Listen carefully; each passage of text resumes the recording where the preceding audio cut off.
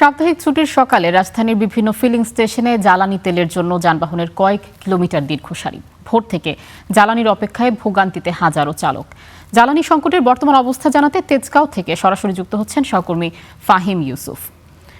ফাহিম, আপনার কাছে যেই প্রশ্ন, যেগুলো প্রতিদিনে আসলে আমরা খবরটা নিয়ে থাকি, জ্বালানি তেলের যে সংকট পাম্পগুলোতে আপনি সে ব্যাপারে জানিয়ে থাকেন।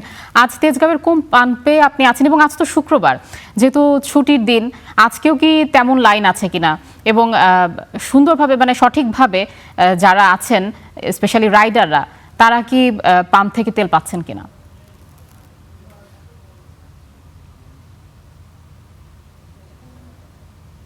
আয়েশা, মধ্যপ্রাচ্যে যে সংঘাত, সে সংঘাতের পর বাংলাদেশে কিন্তু এর একটি বড় ধাক্কা বলতে গেলে ইতোমধ্যেই লেগে গিয়েছে।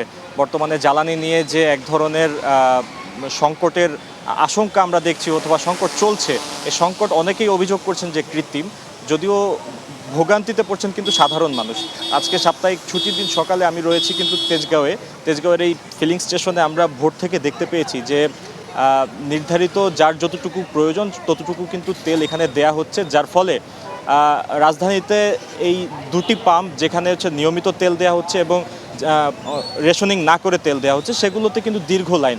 আমি যদি বলি যে বর্তমানে বিজয় সরণি থেকে এই লাইন জাহাঙ্গীর গেট হয়ে কিন্তু মহাখালী বাস টার্মিনাল পর্যন্ত বিস্তৃত হয়েছে। তো বলা যায় যে প্রায় 3 কিলোমিটার দীর্ঘ শুধুমাত্র যানবাহনের দীর্ঘ সারি, তেল নিতে আসা যেসব চালকরা রয়েছেন তাদের।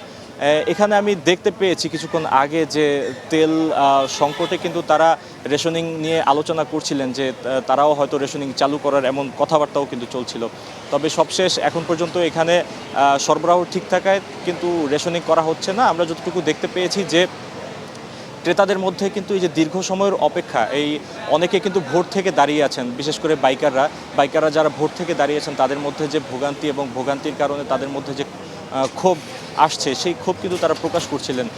এবং আমরা দেখতে পেয়েছি কিছু কিছু গাড়ি যেগুলো প্রাইভেট কার রয়েছে, সেগুলো কিন্তু অনেক ক্ষেত্রে গতকাল রাত থেকে তারা অপেক্ষা করছেন শুধুমাত্র তাদের যে প্রয়োজনীয় তেল সেটি নেয়ার জন্য।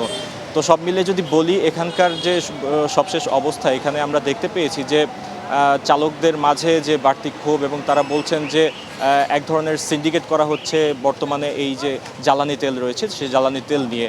তাদের অভিযোগ অনুযায়ী তারা বলছেন যে একটি গোষ্ঠী যারা অতিরিক্ত তেল মজুত করে কিন্তু এ ধরনের কৃত্রিম সংকট তৈরির চেষ্টা করছে, তাদের বিরুদ্ধে সরকারের ব্যবস্থা দ্রুত কার্যকর করার কিন্তু তারা দাবি জানাচ্ছেন। তো আমি যদি বলি যে বর্তমানে ছুটির দিনে সকালে যে অবস্থা, ছুটির দিনে আমরা সাধারণত দেখতে পাই যে যানবাহন রাস্তাঘাটে অনেকটা থাকে না বললেই চলে। তো সেই জায়গা থেকে আজকে সকাল থেকে আমরা দেখতে পেয়েছি যে সকল মানুষ যাদের মোটামুটি গাড়ি রয়েছে বিভিন্ন ধরনের, তো জ্বালানির জন্য কিন্তু তারা ভোর থেকে। জি ফাহিম ইউসুফ, আমরা সেটা বুঝতে পারলাম যে আসলে আজ ছুটির দিন হলেও আসলে যথেষ্ট চাপ আছে।